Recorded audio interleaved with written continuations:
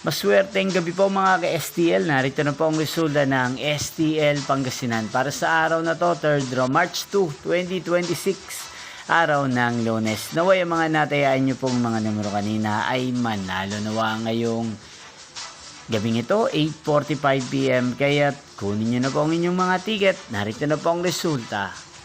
Ang mga numerong nanalo sa STL Pangasinan ngayong gabing ito, March 2, 2026, 8:45 PM. Third draw result 31 at 7. In exact order again, 31 at 7.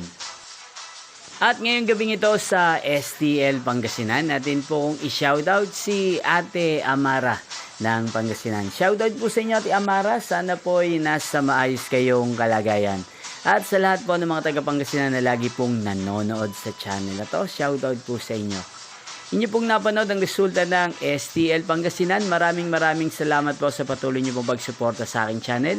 Magkita-kita pong muli tayo bukas ng alas 12 ng tanghali. Thank you for watching.